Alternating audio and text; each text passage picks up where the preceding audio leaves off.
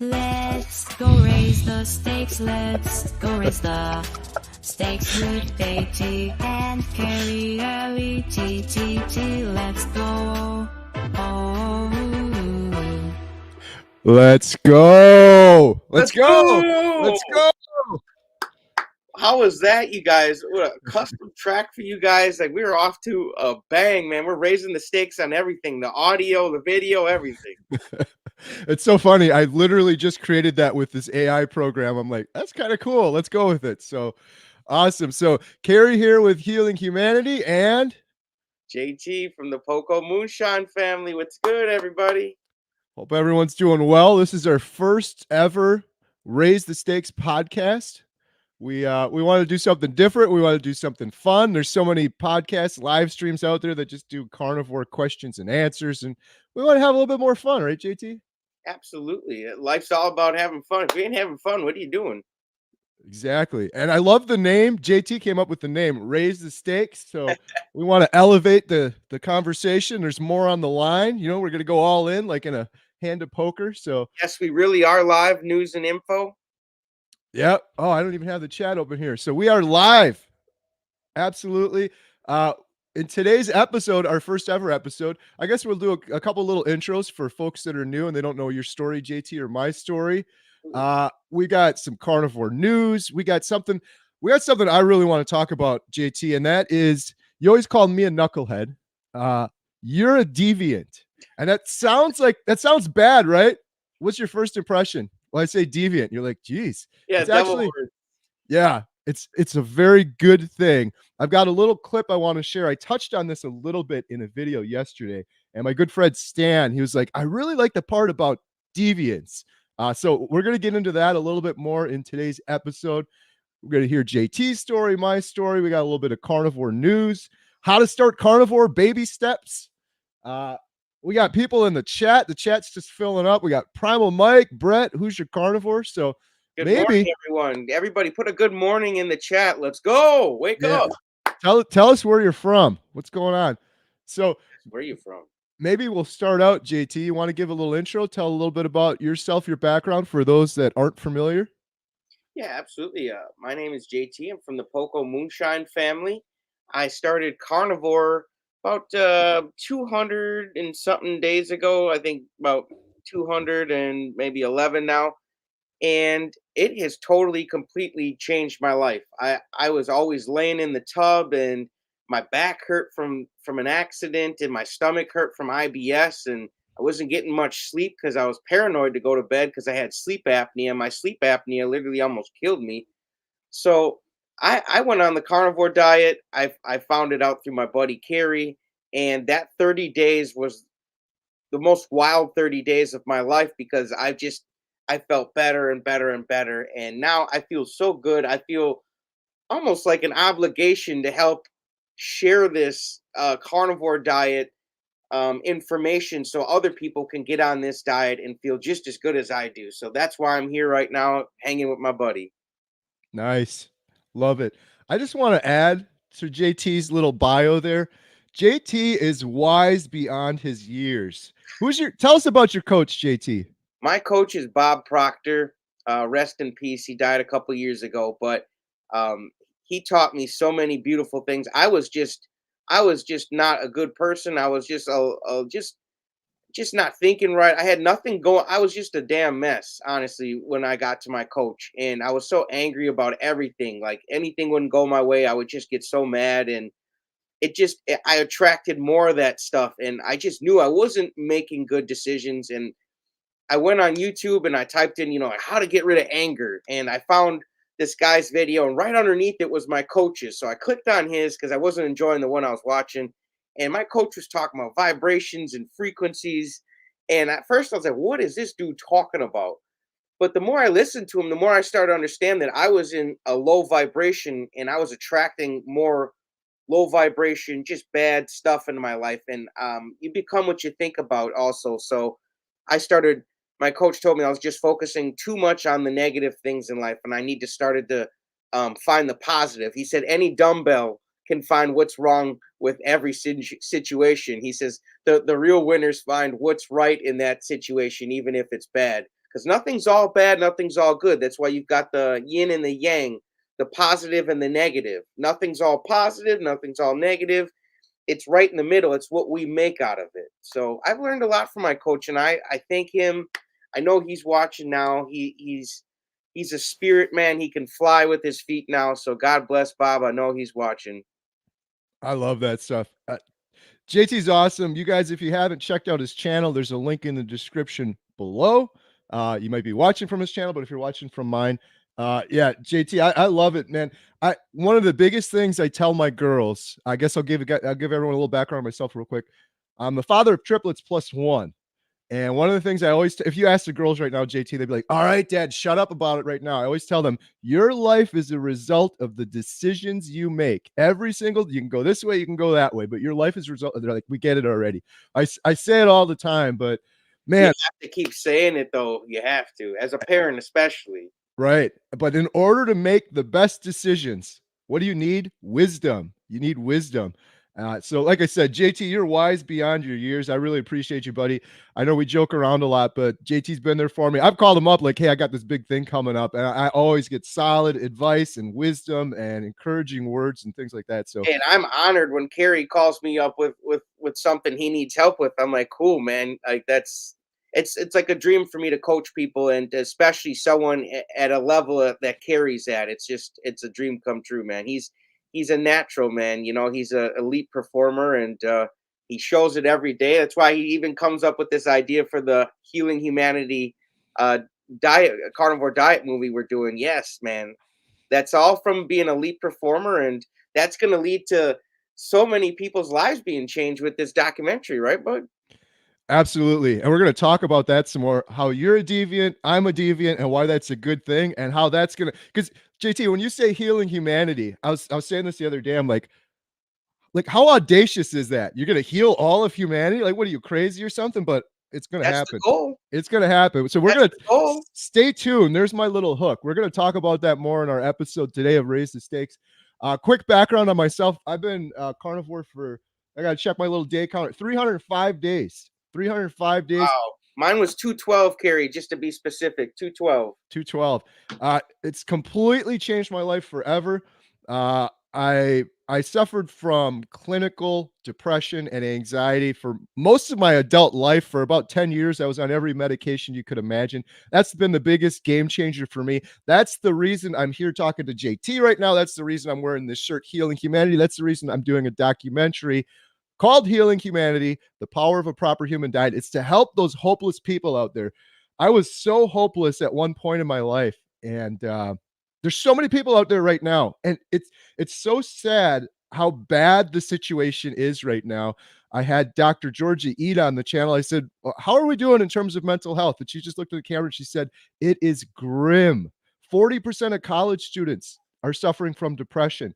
Everyone you know, like JT, just to think about everyone you know who doesn't have at least anxiety, if not depression. It's everywhere right now. So anxiety about everything, relationships, work, what we're eating, what we're seeing on the news. You know, you can just tune on to the news at 6 o'clock and they're going to flash 16 different things in 2 minutes that are going to give you 16 different types of anxiety. It's that's why it's up to us to make those decisions, to not tune into that negative stuff and to tune into some podcasts like this where we're focusing on healing humanity, where we got the big picture in mind, not these small problems in mind. We're looking for the solutions on this podcast. Exactly. Yeah. So hopelessness is out there. We want to fix that with the documentary. We want to get the word out because I have talked to so many people that were clinically depressed for years and years and years. They put the proper fuel in their diet. They ate the proper human diet and it changed so quickly for them. That was the reason for this. But then I was like, oh my goodness, people are overcoming obesity. So I'm down 100 pounds since my heaviest. I lost most of that on carnivore. I did a little bit yo-yoing on keto for years and years. IBS is completely gone. Sleep apnea, no more CPAP machine. That was life-changing alone. Aches and pains, and I had gout in my foot so bad I could barely walk. All those things are gone.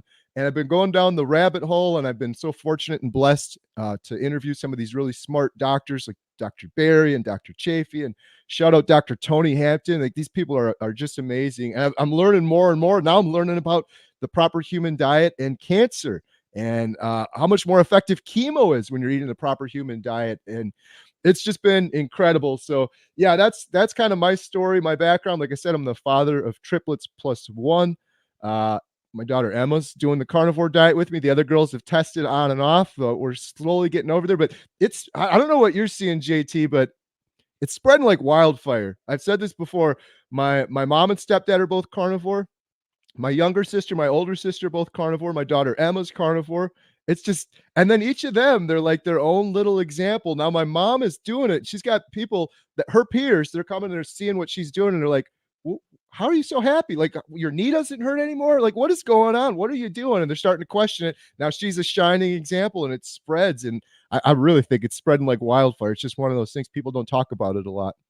Oh, it's definitely spreading like wildfire. You got celebrities doing it. Even my sister in the family, she texts me up and she's like, "Yo, I'm cooking grandpa some carnivore mac and cheese." And I was just like, whoa, where did this come from? Like I don't bother them about it. Like they can go on my channel at any time they want, just like you guys, and hear me talking about it if they want. But I feel like it's best to just lead by example. And when you blaze that trail, you notice that there's a fire behind you that's been lit, like, and you start seeing like, oh, okay, nice, things are really starting to catch flame, but you got to blaze that trail first. Right. And you are blazing that trail because you, my friend, are a deviant, a positive deviant. Carnivores are it's a good thing. It Okay, sounds so okay, bad. okay, okay. I got a little clip. Should we look at the clip now, Yeah, JT? absolutely. All right, let's take a look at this. I think you guys are going to really like this. This is just a quick little clip here I'm going to share. Here we go. And shout out, this is well, I'll shout them out afterwards. Here we go. Vietnam faced an incredible challenge with child malnutrition that had basically been impossible to solve through traditional top-down means. They finally addressed the problem and solved it through a completely different approach called positive deviance. Start by actually going into communities and saying, let's find the examples of people in these communities that are positive deviants, meaning whatever problem you're facing, like malnutrition, there's some family whose kids are not malnourished, even though they're under the same constraints as everybody else. They discovered that these mothers were supplementing the meager amounts of food the kids had with shrimp. Well, those were freely available and widely available sources of nutrition. But what they found out was at some point, a norm had emerged in that community that said shrimp were harmful to kids. The mothers that were doing that were doing it in private. They didn't want anybody else to know they were, because they knew they were violating a cultural norm. It wasn't enough to tell people to feed their kids shrimp. They had to find these mothers and elevate their voices and allow them to communicate to other parents and break that cultural norm. But once they did, they made dramatic gains in child nutrition for decades. The fact that we're so hung up on top-down, expert-driven solution to everything is the only reason why positive deviance seems strange to us. But in reality, it's the only way you can ever drive social change under collective illusions that are rooted in cultural norms. If you understand that fact, and you create the enabling conditions that allow everyday people to reveal who they really are to each other, these illusions can crumble in a hurry, and social change can happen at a scale and pace that would otherwise seem unimaginable. This series is brought to you by Stand Together. All right, so that was, there we go. Oh, sorry. Okay. You were able to hear that okay, right? Absolutely. Yeah, it sounded great. Yeah, so I did a little video on this yesterday. That was just a little part of it, but man, I love that. So it's so crazy too, because this gentleman, his name is Todd. That was Think Big. I'll leave a link in the description for that full video if people want to watch the whole thing. But he didn't have anything to do with nutrition, and the one example he gave just happened to be like, oh, carnivore fixed their problem. That wasn't the point of that whole story, but the point of the whole story was, we have these cultural norms that we all adhere to, and it's just like normal. But then there's a couple people that are deviating from that. JT, myself, most of the people here listening that are carnivores. But if you look on like a big bell curve, the majority of people, they think the standard American diet, they think eating sugar and processed foods, and they think the fact that everyone's obese, cancer rates are through the roof, type 2 diabetes is going crazy, heart disease is the number one killer. That's just the cultural norm. That's just the way it is. But you got a couple people on the edge, positive deviants, and they put their example out there. It's like, no, we're all under the same constraints, but look at these people that are just thriving. JT, myself, so many people here in the chat. That's what's going to change the world. I love that little chart they showed there, JT, with the little red dots filling in. That's like us. And some of those dots are bigger than others. Like imagine Dr. Barry's dot on there. It would be huge. Putting that example out there. So and that jogs my mind that on next week Friday I have Dr. Chafee coming on my channel, and I've invited a couple other carnivore parents, people with younger kids, even teens like Jeff, and we're going to talk about exactly that: getting our kids, feeding our kids what we know is the right thing, regardless of what everybody else is telling us. Even if we've got to do it, in our house and not the privacy of our house, to be a healthy family. But that's very important, to do what you think is best as a parent. So good for those moms. I love it, man. Mama knows best. Right. Yeah. Well, and it was cool too, because the whole culture was against it, and then they started to see it, and now that whole child malnutrition in that area, it's completely gone. They completely changed it. Right. It's shrimp, man. It's not like like Starburst or Sour Patch Kids. It's shrimp. Right. Well, and the thing that was interesting too, I dug into this a little bit more, but those parents that were feeding the kids shrimp, they were looked at, they're crazy. They're outliers. Why is that? Because they were going against the social norm. They were the weird ones. I encourage everyone watching this, be the weird one. Absolutely. It's so boring just going with the social norms and doing what everyone else is doing and just going along with the flow. Following the crowd is boring. He's absolutely right. It's boring. Go the other way, right? You're not living if you're doing that. It's like all the good memories and exciting moments of my life, they're like their adventure, or they're going outside of the norm, or they're doing something memorable. So something that makes you nervous, even kind of something that makes you kind of scared, like those are the best memories. You go out with your friends and you go hiking in the woods, and you're like, oh man, like it's you create good memories when you just make a decision and you just follow what makes you happy. Like knocking on the door of a stranger and saying, "Can we cook you steak dinner?" That's not a normal thing to do, JT. And that's exactly why we're doing it. We got to get it. There's nothing wrong with preaching to the choir, okay? But it's nice to get out there. Like, I feel like Jesus wasn't about preaching to the choir. The man was always walking the streets and looking for who he could affect that maybe wasn't reading the Bible or something like that. You gotta. Not that this is something like a religion, but you've got to go where people need help. So I feel like, why preach to the choir? These people most of the people are already on the diet. We need to help somebody who's not on the diet. It's very important. Yeah. We did that, knocking on doors with strangers. So many people commenting, we want more of that. We want more of that. So people have a yearning for next weekend, right? Weird. Next weekend, JT's coming up to the world famous Montello Theater. We're going to go around the neighborhood, knock on some doors. I can't wait. Yeah, we might knock on somebody's door who's watching. I don't know, because we don't know either. We're just keep a lookout, look out the window, hear a knock, look for me and Kerry. It might be us. Yeah, I can't wait.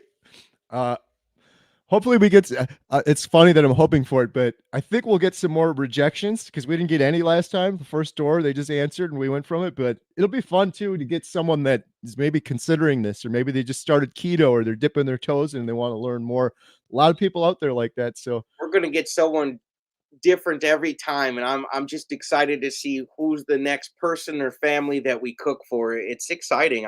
I'm addicted to it. Like it's like it's that type of content you want more of, Right. Well, the cool thing is it's what we love, cooking steaks, but it's that deep personal connection.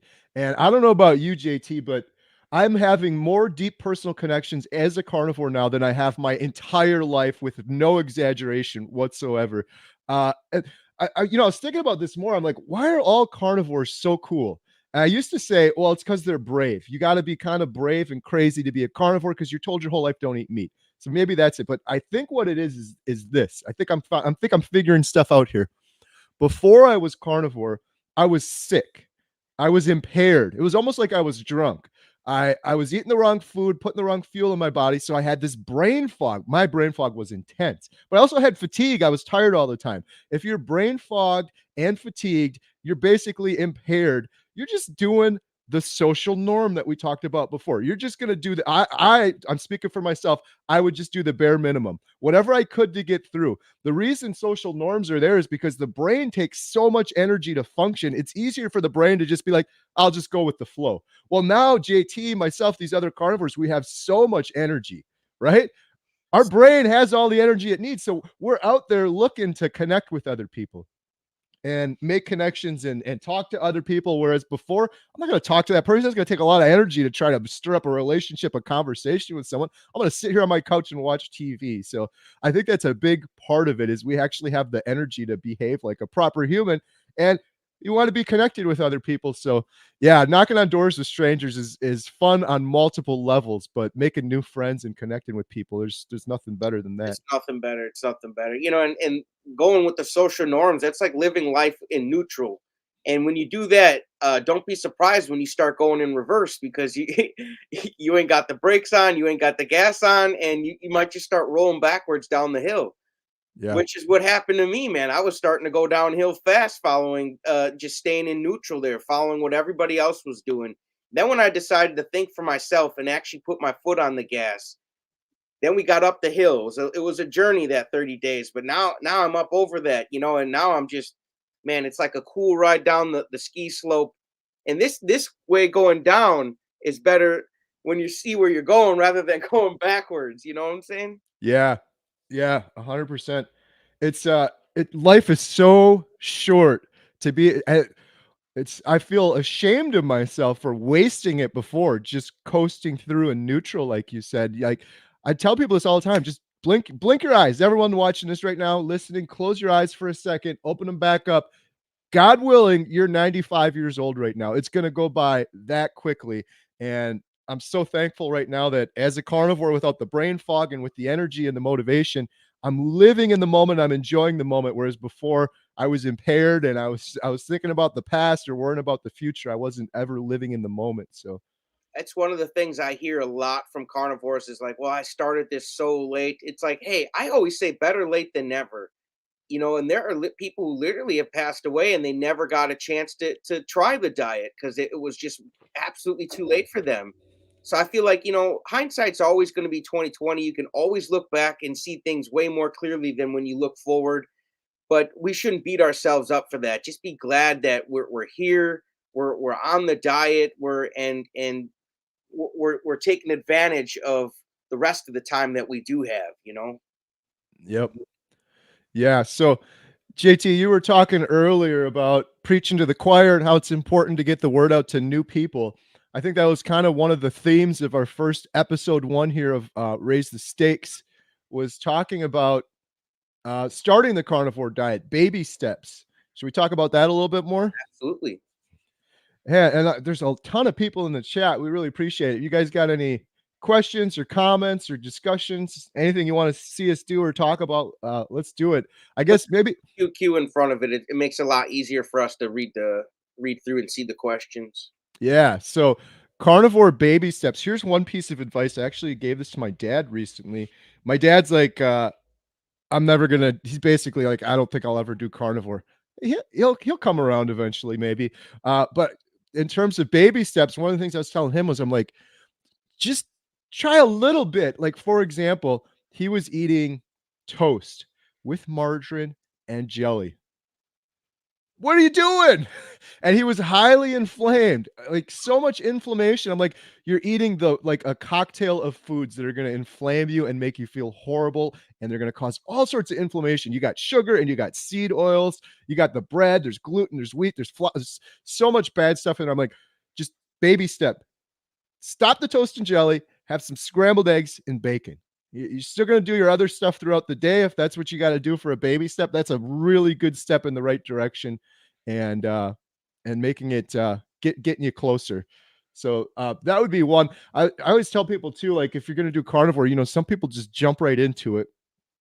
I think the better advice is to start baby steps. Do keto first. That's what Rick says. Yeah, I did keto on and off for years. I consider keto like 20 carbs or less. Then you got ketovore, which some people say is like 10 carbs or less. You could start that way and then go down, down, down until you get closer to carnivore. I always hesitate with that because some people just jump right in and they're fine, but a lot of people jump right in, they get the keto flu, they get sick, and then they're like, it didn't work for me, I can't do it, and it's hard for them to want to kind of restart. So I don't know, some baby steps that way I think is a good idea. You know, I got an interesting one the other day. I had a lady comment on my video, and she said she's a vegan and she wants to start carnivore diet on February 1st.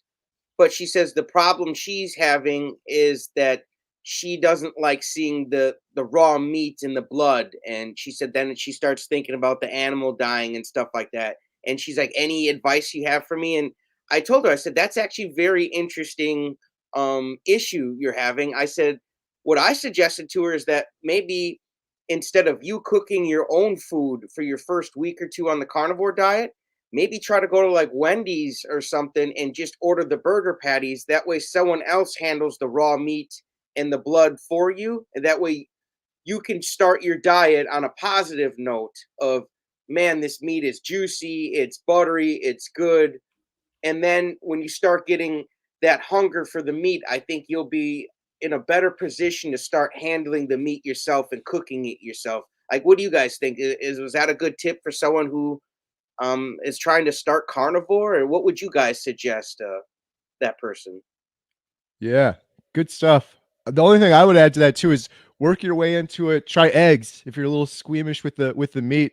Or Man, cheese? eggs are so underrated. I've been going nuts on eggs lately. I love eggs, man. I haven't had any bacon, JT, in I think 8 days now, 9 days. Now we got Todd in here. He knows something about eating a lot of eggs. Oh yeah, shout out. Here, you guys check out the YouTube channel, The Carnivore Cure. Todd is just, man, him and Bill and Rick. Sorry, Kerry, but they're like my favorite carnivores. I'm telling you, man. They're just such great guys, just genuine people, and they've got a lot of knowledge. So definitely check out Todd's channel here. Yeah, shout out Todd Carnivore Cure. Thank you for the dono. Yeah, thank you so much. Every penny that goes to my channel, that goes to the Healing Humanity documentary. Todd said, when my dad was at his final days, I asked him what he would have done differently. And he said, I wouldn't have spent so much time worrying about problems that never happened.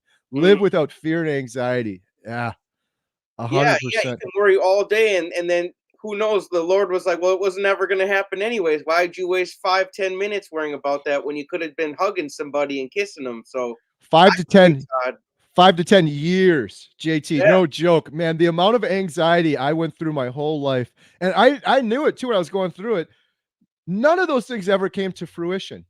What a wasted time. And you talk about the time, 5 to 10 minutes or 5 to 10 years if you aggregate it all together. Don't even think about the time. Think about the toll that takes on your body. When you're anxious like that, your adrenaline's going, your energy's off, your wavelengths are off, your heart's pumping and working harder and harder. Do it long enough. All heard it, Kerry. There's nothing to fear but fear itself. It's Right. like being in a dark room and you hear a couple noises and you flick on the light and it was actually just a mouse that scurries away. But you know, without the light on, you're like, oh my gosh, is what's in the room? So it's all awareness too. You flick on that light and you can take away that fear in your life. You know, you don't have to waste any time. Right. JT, I used to tell myself that too, because I was like, why am I anxious? There's no reason. The only thing you have to fear is fear itself. But I was still anxious. And I tried medications. I tried everything. I know I'm not trying to push the carnivore diet, but it's the only thing that helped legitimately. Well, I've heard that from so many people. You know? You're not pushing. You're not being paid by the carnivore diet. Right. Whatever, you know. I don't know the carnivore diet Illuminati, but you're just telling your experience, and that's what I'm doing too, man. I can just tell you guys what has helped for me and how I feel, and it's up to you guys to make your own decision and jump on the carnivore because we're still early, man. We're 19 days into the new year. There's a lot of time to jump on this diet and get that health you wanted and get that dream body, or what do they call it, the beach body for the summer. Yeah, right. Yeah. Let's go. Yeah.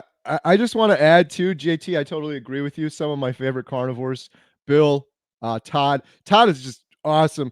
For those that don't know, if you're not watching Bill's channel, you guys are missing out. If you're not watching Todd's channel, Carnivore Cure, you're missing out. But Bill not. My goodness, Todd helped Bill so much. It was just some really good advice and some tips and some things that Todd had gone through that are helping Bill. Bill's last video, I never had a bigger smile on my face than watching that video. He looked so happy, didn't he? Like you could tell he's got all his ducks in a row and they are just quacking with delight, man. It's something to watch, I'm telling you. It is. He's so excited. I was texting with him leading up to that video too. He's like, I'm so excited for summer. He's like, I don't know if I'll be ready or not yet, but getting the mountain biking out. He's like, Kerry, I don't know if you know, I used to go mountain biking a lot. I'm like, yes. I love all these things. I legit, like, I don't know. I've never cried so much my whole life as I have as a carnivore. Tears of joy, but it'll just come like this emotion. And when Bill was talking about it, I'm like, I was tearing up. I'm like so happy for him. Not just the fact that he's so excited for the summer, but the progress he has made in 6 months is incredible. It's incredible. Not just the weight loss, just the very fact that he said depression, anxiety is gone. He said, I have my life back again. I'm like, man, I said this in a live stream or something yesterday. I'm like, this is the last 305 days, JT. It's been incredible. I'm so thankful, grateful, blessed for it.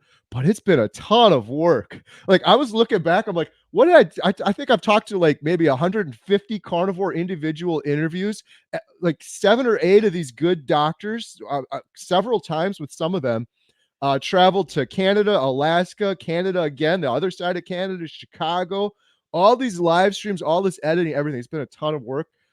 All of it has been, if all of that went away, it's all been worth it just for this whole Bill story, Bill relationship, Bill's progress in 6 months. It's totally been worth it just for that alone. You know, and you and Bill, all that came from making a decision. You know what I'm saying? Bill made that decision to comment. You made the decision to respond the way you did to his comment. And then he made a decision to respond back and say, okay, let's get this going. And that's the power of a decision. It can change your entire life. Just making a committed decision saying, I'm doing this not for anybody else. I'm doing this for me because I want to feel good. I want to love myself again. And there's nothing selfish about that. I'm telling you guys, you should just love the heck out of yourself. My coach always said you should kiss yourself. You should really love yourself. Yeah. 100%. Bill, if you're watching this now, or you might watch it later, you got to have that message too, Bill. You should be so proud of yourself. Not just the fact that he made the hard decision to do it, but he made the incredibly hard decision to, I'm going to just put this out on YouTube and try to inspire other people because I'm a good guy, despite everything in my body is telling me I don't want to put myself on camera. I don't want to put my story out there. As if it's not hard enough to completely change your life forever, your diet forever, going against everything you've ever been told, but then saying, I'll put myself on a camera. Like JT, for you and me, we've been doing YouTube for a long time. Doesn't seem like a big deal. For someone like Bill, he's never done anything like that before, which is also incredible too, by the way, how freaking good at it he is. He's like amazing, man. He's a natural, man. He's awesome. Yeah. So yeah, shout out Todd Bachner's awesome channel and Bill. What was I going to say? I was going to have one other thing. Oh, I wanted to question JT. Absolutely. There's been a few pivotal moments in my life where I feel almost like God was telling me, you have to don't do this, do that. We're talking about decisions, a path in the road. I'll just share one really quickly. When Jen and I first met, we were 14 years old. And I didn't like her. We met at a mall. My cousin introduced us together. Mayfair Mall, not far for you, JT. Yeah, I used to go to Mayfair all the time. Yeah, so we were walking back from the mall to my cousin's house, and there was a path that went to my mom's house. That's where I was staying, and there was a path that went with my cousin. I'm like, I just don't like this girl, Jen. She's weird. I'm going home. I started walking down that path, and I'm not exaggerating on this. It was the most powerful thing in my brain. It was just like, no, turn around. You got to go the other way. And I actually snuck through this little trail, and I went a different way, a little shortcut, and then to my cousin's house. And then Jen and my cousin came around the corner, and I was sitting on the porch. And I swear, if I didn't make that decision, I got triplets plus one now. My whole trajectory, my whole life would have been there. That was one time. I got one other time in my entire life. I'm 43 years old that's happened. Have you ever had that happen? Absolutely. Yeah. Starting carnivore was one of those decisions. Honestly, seeing your video and deciding to get just as excited as you did about this diet. That was one little tiny clear one like that. But just to go back to your story quick, I'm glad Jen didn't hold it against your ass, man. Right. God bless Jen, man. Right. Yeah, no, there would be times in my life where you'd meet somebody and something just tells you like, hey, I'm going to be in this person's life, and you don't understand it, but you just go with it, and it making friends that way. And it's a beautiful thing when you can get in tune with your intuition.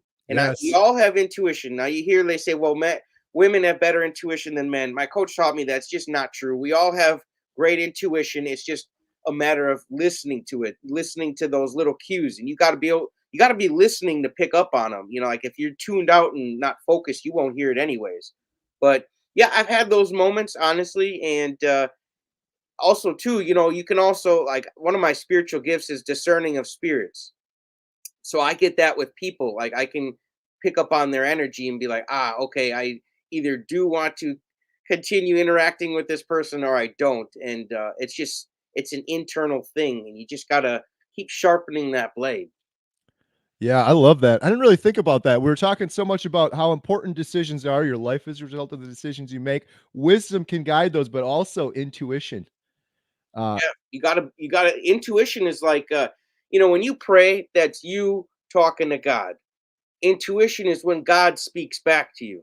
mm, He's trying to guide you, and you got to be open. And that's one of the things I do in the morning. I count 10 things I'm grateful for, and then I say to myself that I please give me the silence I need in my mind to hear what you want to do, how you want to guide me for the day, Lord. And that's one of the things that's very important for me to have that silence. See, this is what I was talking about earlier with JT wise beyond his years. I love what you just said there. Intuition is God speaking to you, because I really feel like that is what happened that day, because it was so powerful. Like, this is a matter of life or death. You got to go back there. Don't go home and change this. And I really believe that changed the trajectory of my life. I still now I'm like, I don't really question why. Like, I want for nothing in this world. I'm so thankful. I'm so grateful. I'm so blessed. Having children is obviously the biggest blessing in the world. And I was blessed to have triplets at one time, which was just the most incredible moment of my entire life. And is that the reason why I was given that intuition, that message? I think so. That probably had something to do with it. I think there's more that's yet to come that I haven't realized yet for that reason as Well, well. But that's like doing a quantum leap, or like portal jumping, or literally ripping the timeline. That's what the power of a decision. Making a decision does all three of those things. When you make a decision to do something different, you get out of that for lack of better words, that matrix. You make a new decision and get out of that normal routine you're in. You've literally ripped the timeline, and you're now into a new timeline. So if you had not made that decision, Carrie, you'd be in a whole nother timeline. right, Yeah. right. It's Yeah, amazing, man. We wouldn't be talking right now had you not made that one decision. yeah. Well, the only other time, well, I've had intuition or things like that here or there, but nothing ever that powerful. The only other time was back to our good friend Bill Knott. When I started talking to him, it was just like, you got to connect. This guy, he's like a brother for you. Gotta, this has to happen. This thing with Bill, it was so powerful, and I'm so thankful for it now. And it doesn't have anything to do with, oh, we're doing healing humanity, and Bill's a big part of that. I've told Bill it's unconditional. If Bill messages me right now and says delete every clip that you filmed me for the documentary, I want nothing to do with it. Bill and I are still best friends for the rest of my life. It has nothing to do with that. It's just we just have this connection being through that hopeless depression, and the way he was speaking to that, I'm like, I have been exactly where he is right now. I was there for years and years and years, and I know this is the answer for him. And yeah, it was the craziest thing when Emma and I went to film him for the documentary. I'm like, Emma, what the hell are we doing?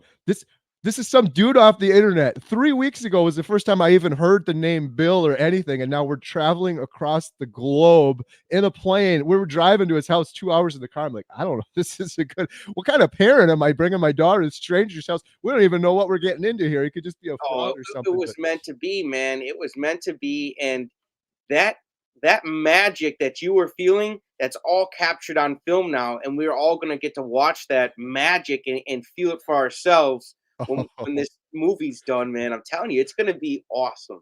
I'll stop rambling about this, but I love that you just said that because that was one of the most magical things I think I've probably ever been a part of. And shout out to my daughter Emma who filmed it. But 20 minutes out from Bill's house, I'm driving the car. Emma pulled the camera out. We had it on the gimbal and she started filming. I'm like, you're going to roll this. It's going to be some of my favorite movies of all time. One of them is Goodfellas. There's a shot in there where they don't stop rolling. There's no cuts. It just goes for like 20 minutes. I'm like, we're going to just do this and whatever happens. So Emma filmed me. It was so tense. We're like, 10 minutes away from Bill's house. And I was just we're talking about what we're going to talk about when we get there. 5 minutes away from Bill's house, 2 minutes away from Bill's house. We get to Bill's house. I don't even know which one is his house. I open the door. Emma keeps rolling, follows me, knock on the door. I go right into his house. It's all one cut. It's 20. It's like my heart's beating right now because it was so. Carnivores don't get nervous, but I'm like the gravity of that situation was so huge. But yeah, long story short, that was I can't wait to share that that with people. It was incredible how it worked out. And shout out to Emma. She was so nervous, but it all really turned out good. It wasn't an easy task transferring from the car outside and then into Bill's house, and we'd never been into it She before. did such a great job. I'm telling you, she's a natural. Yeah.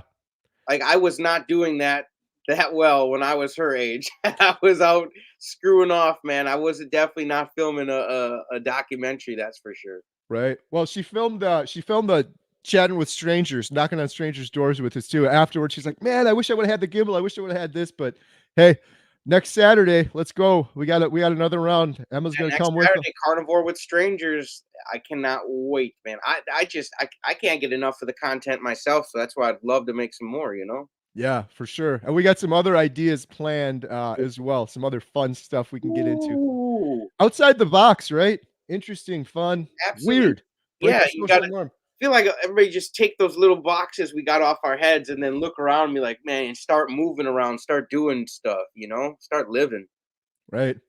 So sorry, I kind of took us I took us down a little bit of a different path there. We were talking about carnivore baby steps. I gave the example with my dad. The other thing that I would suggest anyone considering carnivore that's new to it, do your research. That is the beautiful thing with technology these days. There's downfalls to it, but there's so much great information online. I know JT, you and I have talked about this before. A lot of people are fearful to start carnivore, and fear is often just a lack of knowledge, but the knowledge is out there. It's all available. Dr. Barry, Dr. Chafee, Dr. Hampton.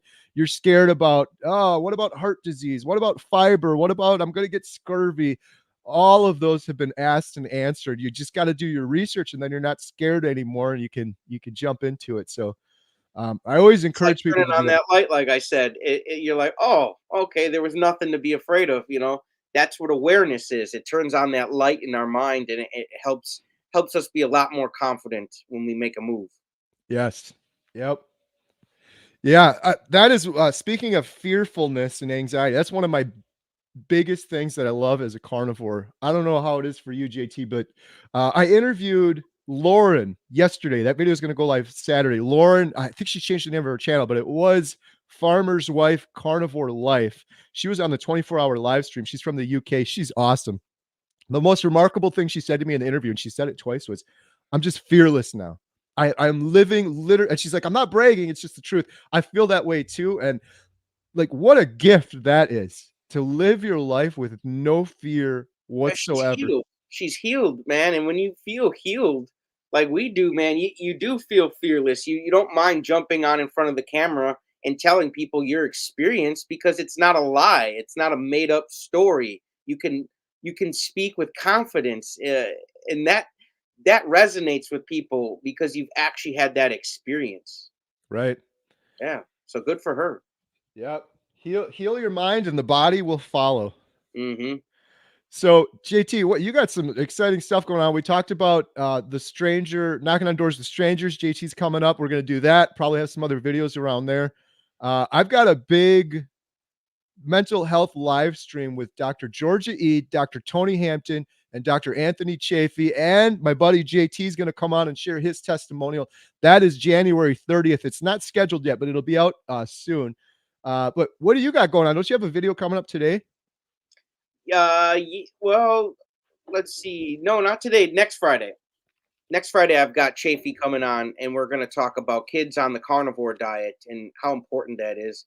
So that's amazing. I do have a I thought we were talking lives. I do have a video actually drops in about 15 minutes here. It's about how the carnivore diet literally saved my life. I had a near-death experience before the carnivore diet, having sleep apnea and not being able to breathe. I thought I was a goner, but I totally healed all of my issues.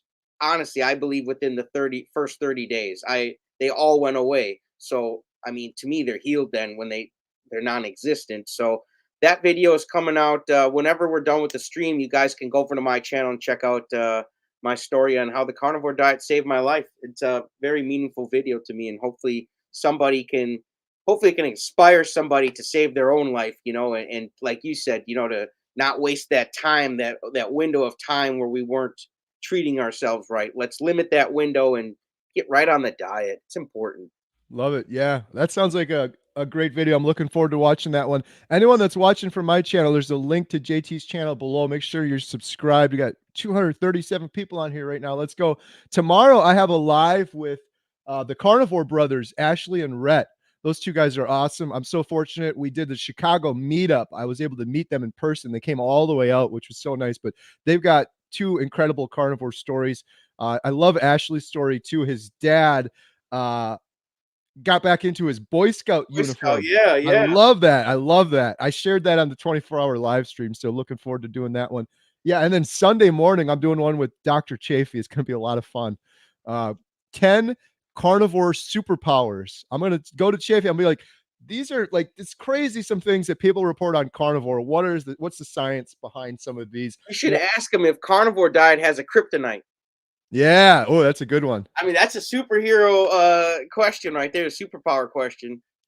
I love that, JT, and he's the best. Obviously, he's so good at answering those questions. But I want to get into some of that stuff too. Some more of the personal stuff with Dr. Chafee. I think it'll be fun. We're going to talk about carnivore superpowers, and why. Like just asking him, for example, did you have a favorite superhero growing up? Stuff like that. Get a little deeper with Dr. Chafee. I think that'll be a lot of fun. That reminds you, everybody put in the comments, what is your favorite superhero growing up? Kerry, what was yours? I think I know, man. I think I know. Can I take a guess? Yeah, go for it. Batman? 100%. Yep. I was gonna say. In fact, so the Dr. Chafee, I don't have it in front of me right now, but if you guys see the thumbnail, it's Dr. Chafee and me, and we look like two superheroes with a stake on our chest. It's more like Superman, but yeah, exactly. Dr. Chafee thought that was funny. But initially, I used this AI program to help generate the images, and I tried to make it Batman and Robin. And of course, he's going to be Batman. I'm going to be Robin. But the AI thing wouldn't let me do it. It was like for licensing reasons we couldn't. But yeah, Batman was definitely mine.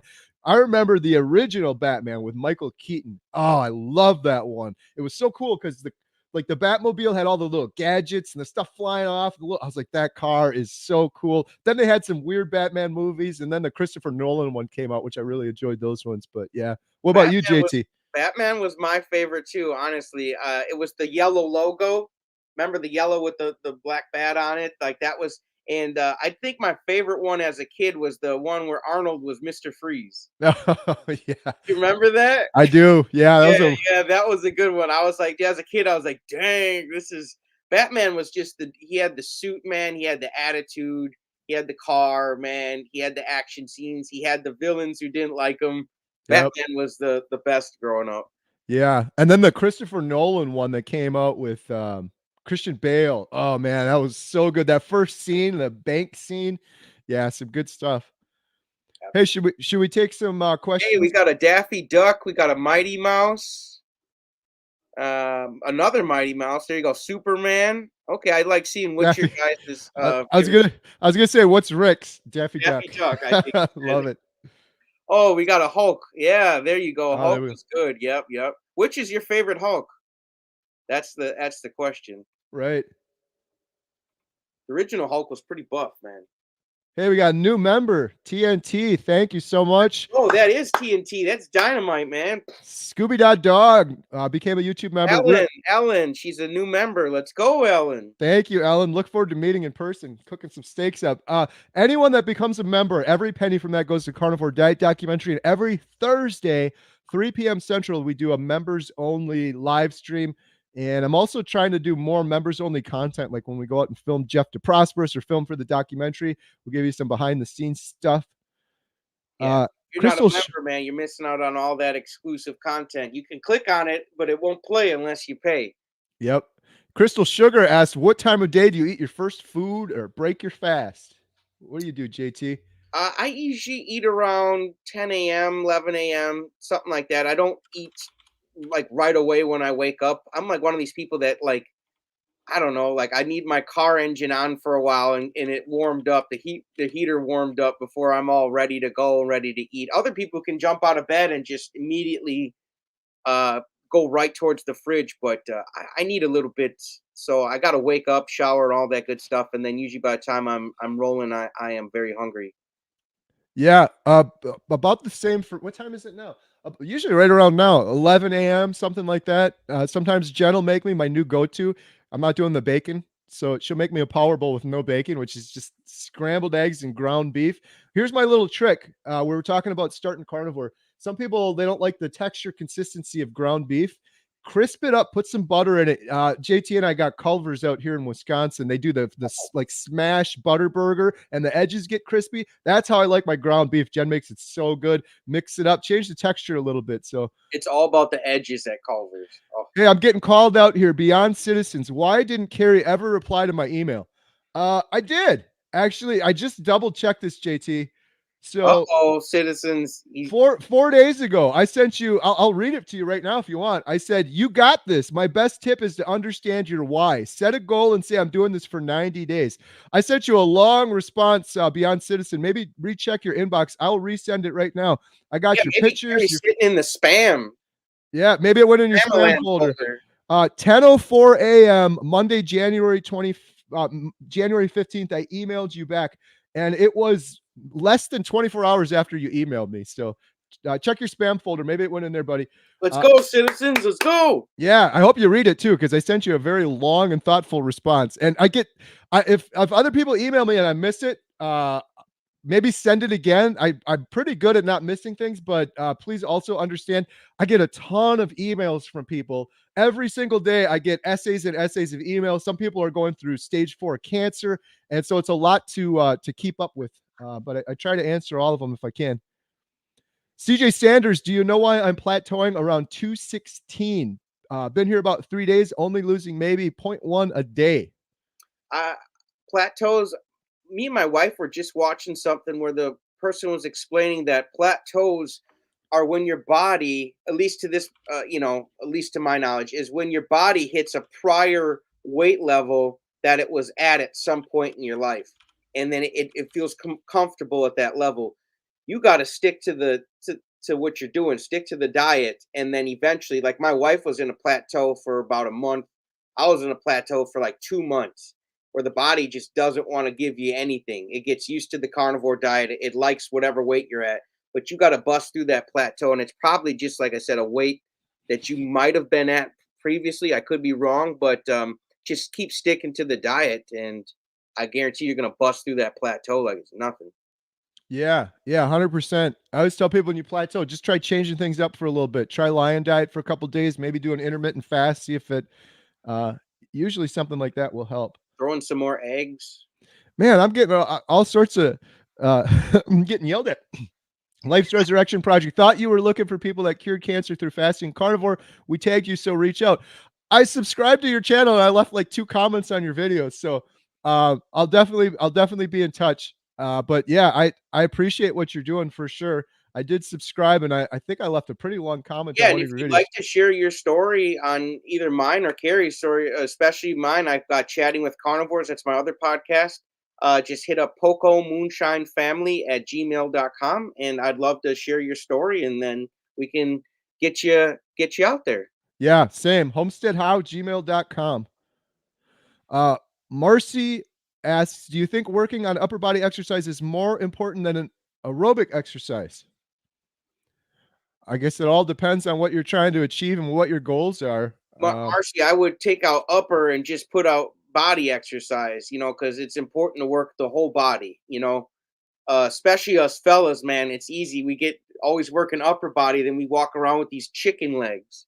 Right? But not just for the look of having chicken legs. You do want to have a strong core, strong legs. You want to be able to especially like if you're going upstairs or something with your groceries, or you never know what life's going to throw at you. So you should be strong all throughout your body. So I Yep. would say just exercises in general is important, even if it's aerobic or not. So as long as you're exercising. Mona Fig Tree, 8 months carnivore, Kerry, because of you. Oh, thank you. I healed my eye and lost lots of inches. No more CPAP, no more arthritis, no more inflammation. Good job. Oh, no more Congratulations. CPAP. I love that. Michelle, $5 super sticker. Thank you, Michelle. Every penny to the carnivore Michelle, diet thanks for documentary. Chrono. Do you supplement electrolytes? Oh, I think they're asking someone else. If so, try keto before jumping into I like that. carnivore. Cranky Carnivore. What's up, Cranky? Love it. Nice. Uh, Let me see. I think I got through the questions that I starred. Do you see any more in there, JT, that we missed? Oh, here's one. Would cutting out Coke Zero help my weight loss, speed up on carnivore? Absolutely. Yeah. I always like to tell people, I can't tell you what's going to work for you, but if it was me, I would cut out the Coke Zero. I did cut out the diet soda. There's artificial sweeteners in there. They can really mess you up, and it feels so much better. Like for 300 plus days now, it's only been water. Some people are like, I need my coffee. I need my diet soda. Once you get over that addiction, I was horribly addicted to Diet Coke and Diet Mountain Dew. Once you get over that addiction, it goes away forever. It's so nice being in total control. Not being like, I'm in total control, but nah, I got to have a Diet Coke. I got to do this. No, I don't have to do anything. I guess I got to drink water. I'm going to die, but it's not because of some weird addiction that I have to it. So It's tough, and I feel like a lot of people, at least me for a while, I was between beer and soda, I was actually drinking more calories than I was eating. And some of the sugar replacers and other things that they put in these sodas are not good. So my coach taught me about the law of polarity. I was just talking about it earlier, the yin and the yang, the hot and the cold, the up and the down, the positive, the negative. I would use the law of polarity to get yourself making good decisions. So, if there's water and then there's Coke, you know, use the law of opposites. Good. Stay away from that side and then go towards the water, and you're gonna be cruising, man, in no time. hey, Beyond Citizen, they got my email. All right, good. Let's Wasn't go, losing my mind. citizens. All right. Well, I think I got through. Do you see any other ones in there I missed, JT? Will you be doing a new 24-hour live stream? I thought you were gonna ignore that one. Is there a delete button on these comments? The carnivore boss, she got him.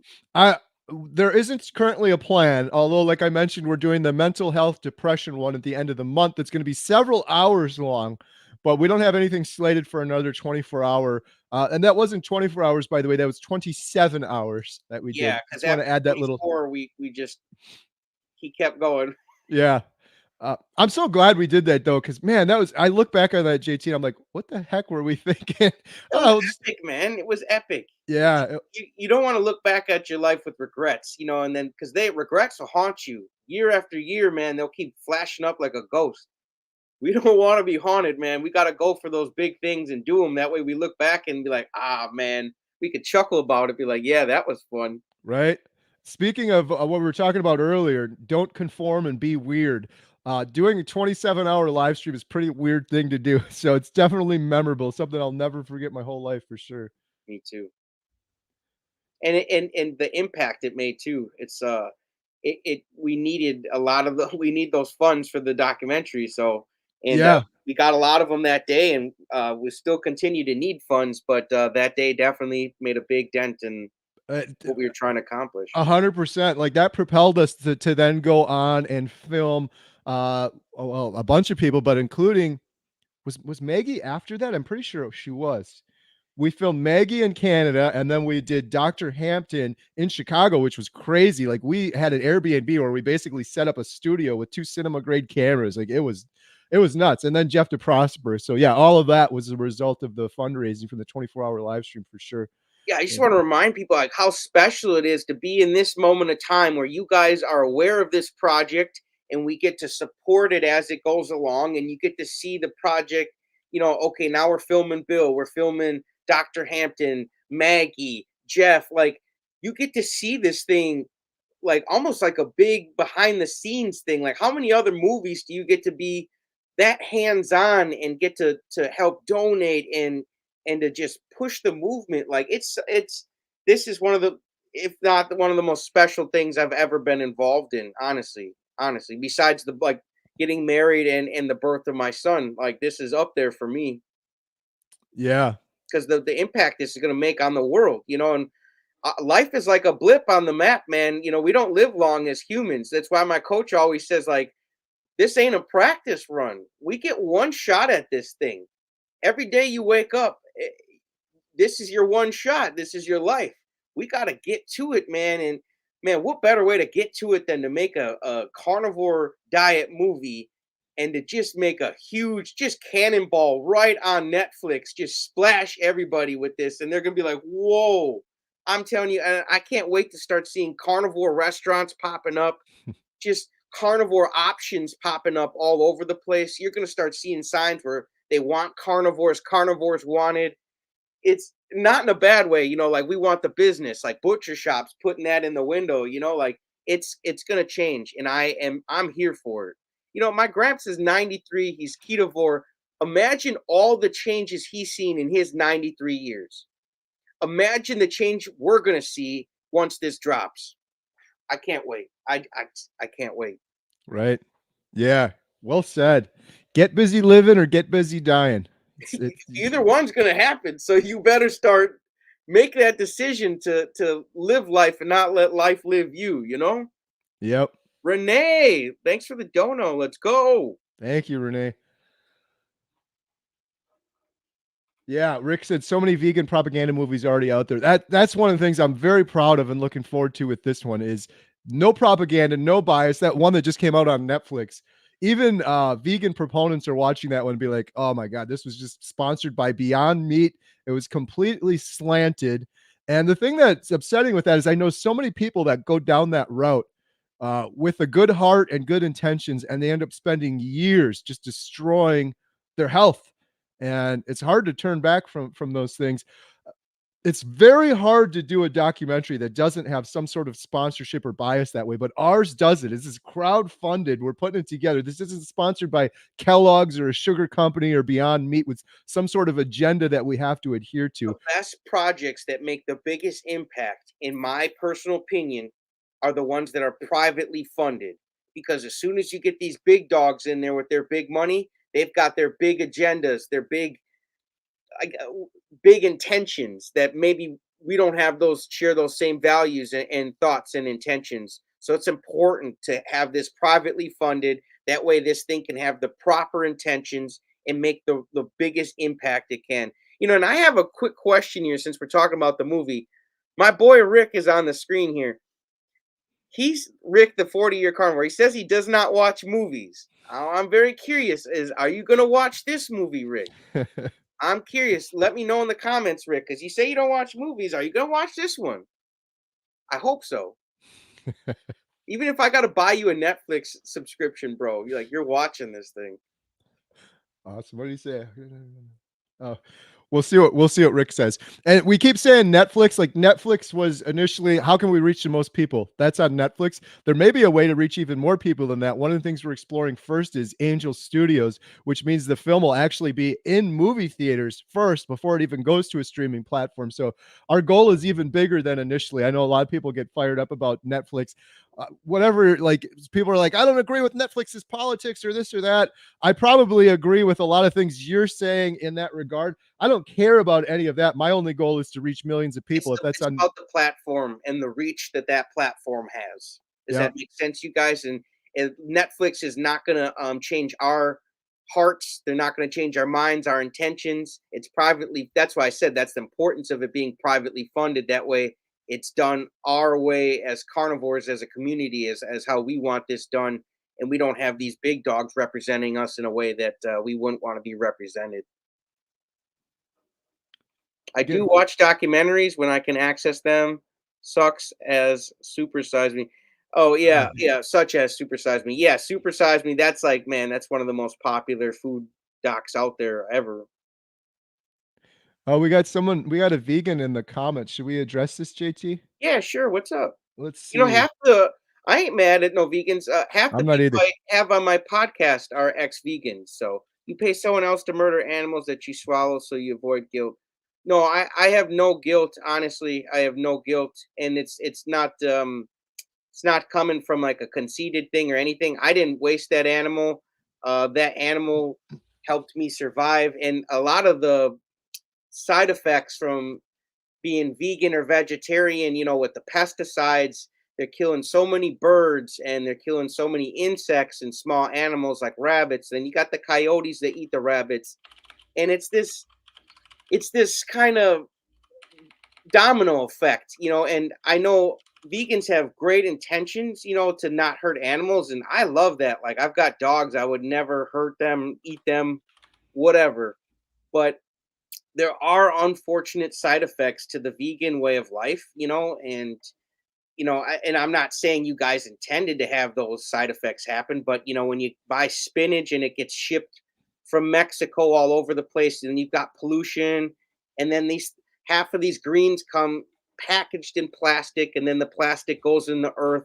I'm just saying there's room for all of us to compromise, and the vegan way of life isn't perfect, and I suppose the carnivore way of life isn't perfect because an animal did get killed, but my point being that animal that got killed did not go to waste. You know, like unfortunately with the pesticides, these animals die, and you can't even eat them. It's not healthy to eat. So we're eating these animals, and their life has not been wasted at all. Yeah. I got to be careful because I'll go off on a rant, but I agree with what JT just said there. 67 million birds die a year from pesticide poisoning. I don't contribute to any of that. I get a grass-fed cow from my neighbor. One cow dies, I get hundreds of meals.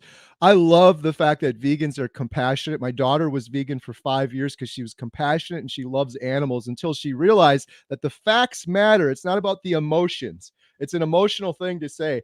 If you want to be alive in this world, it's the food chain. It's just the way things are. Other animals are going to die, whether you're vegan or carnivore. How many other animals do you want to die? I believe that if you're vegan, many more animals die, and sadly, they suffer. And I 67. hate to say it, they die anyways. All of us, whether you can say murder, okay, but to me a murder is when you just kill something and then leave it there.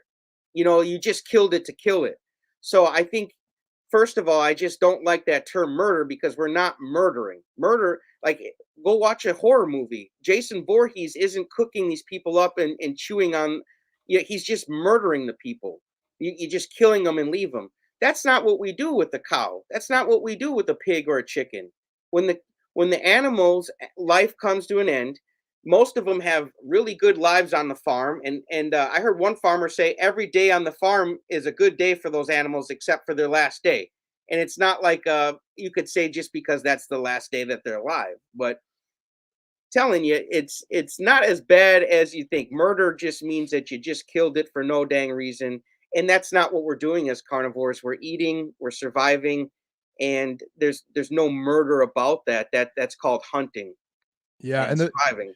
the truth and the facts matter. If you want to live in this world, other animals are going to die. The 67 million birds that die per year, sadly, that's a horrible, painful death from poisoning. And But they'll then, die anyways, though. It's my point, Carrie. right, Everybody, every animal, and every person on this planet will die eventually one day. Me included, Carrie included. We're going to be dead one day. That's just death is just part. It's a transition. Okay, death and birth. The law of polarities. You know what I'm saying? Birth is when you transition into this existence, this experience of life, and Right. death is when you transition out. So they're both very similar. We cry for one, we celebrate the other. We're humans, that's natural. You get attached to something, and then when it leaves you, you get upset. But they're really, in reality, they're both transitions, and we all are energy and spirit, and energy can't be created or destroyed. So all those animals, the energy and everything, it's still here. You can't create or destroy it. So it's a Right. beautiful thing when you know the natural laws of how things work, and you know in your heart that you're not just murdering an animal. Like, it's not like these cow mutilations you see with the UFOs or something, where they just straight up butcher a cow and leave it there, and that poor thing got tortured, and these animals get killed very fast.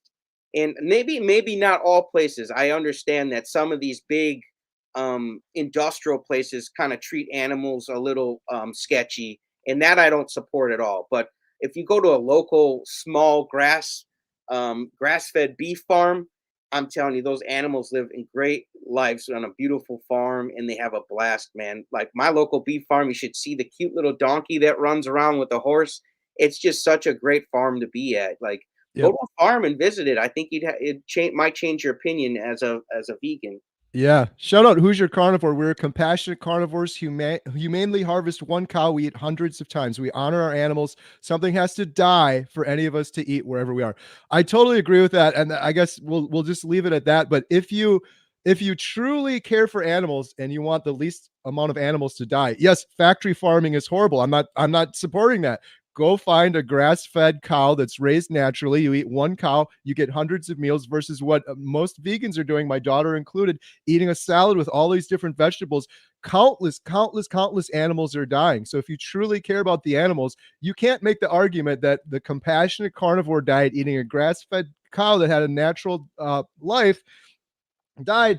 It's the most compassionate way of eating. I don't know how you could actually argue about that. I agree. Factory farm, mass produced animals, there's all sorts of problems with that. And if more people went carnivore, there would be less pesticides getting sprayed, and there would be less animals dying. Those animals get sick and die. You can't even eat them. So that's literally death and destruction at its finest. Like, just when you just let animals get sick and die, like, that's our responsibility as humans, because we're the ones who are poisoning these poor little things. So we got to look at the bigger picture, not just at these small things like, well, this person murdered. Well, we didn't murder the animal. We killed it, and we're going to harvest it and eat it. That there's a complete difference. So you got to look at the big picture. And I know the big picture is like the vegan lifestyle has some flaws. Now, I look at the big picture too. They don't have that intention. So I think vegans have great intentions. They really do. But we have to look at the facts, look at the bigger picture, and look and see what we're actually what every action has a reaction, my coach taught me. So if we're going to spray pesticides, that action is going to have a reaction in the environment. And that's just a fact, unfortunately. Yep. Yeah.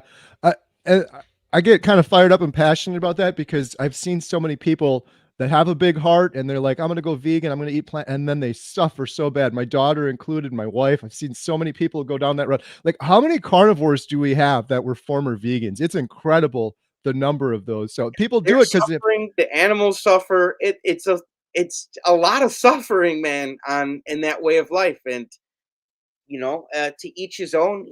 I choose not to suffer. I feel that I choose to eat a food that helps heal my body and makes me feel good. yep. Awesome. Hey, we covered everything in today's podcast. Let's go. Absolutely. All right, JT, what do you think? You got anything else you want to talk about? No, I just wanted to bring up the fact that we started this podcast. We want to have fun and connect with the community, and you know, we're going to have these discussions. I think they're important. I think. Thanks for the dono, Reed.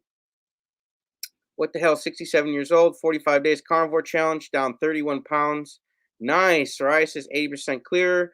Knee joint pain gone. No more Advil. Yeah, I haven't taken any ibuprofen or anything since I started carnivore. Sleep unbelievable. Feel best ever. Thank you for your vids. Wow, this is unbelievable. See that that's why we started this. There's so many people starting the carnivore diet, and they're feeling the change in their body, and then they're getting excited and they want to help other people change. So I hope all you guys support this podcast, because together we can raise our voices and we can have these good discussions. I invite vegans to tune in. I honestly, I love it. We don't want a one-way decision or a conversation discussion. So I invite everybody in all different viewpoints, and we can talk about those as adults, and we can hear each other out, and that's how you learn. How else do you learn unless you hear each other out and listen to each other? So listen to your friends, listen to your family, listen to the vegans, listen to the carnivores. Everybody just listen to each other and hear each other where they're coming from, and we can make progress. 100%. Yeah. Thank you for that super chat too. Appreciate it. Awesome. I think we got all the questions. Yeah. What a launching episode, you guys. Yeah. Woo!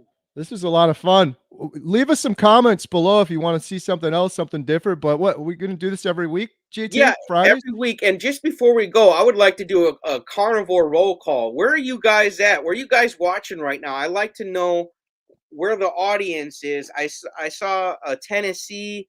Me and Kerry are in Wisconsin here. Let me know. It doesn't matter what state, country. Let's do a carnivore roll call, and we can end it on that one here. So I think that we got crazy Canadian. So I'm assuming that's Canada. We got a Denmark, Louisiana. Let's go. UK, Ohio, Texas, Texas, Kentucky, South Carolina, Pennsylvania, Norway, Texas. Yeah, Texas. Green Bay, Wisconsin. Let's go. JT's got the shirt on. Yeah, Packers are still in somehow. Saturday. You watching it, JT? Yeah, I like watching playoff games.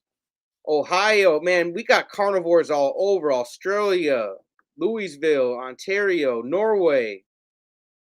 I'm seeing a lot of Texas. Montucky, Todd. Minnesota. It's cold like Minnesota. Indiana. Man, I love doing carnivore roll calls. Belgium, Netherlands.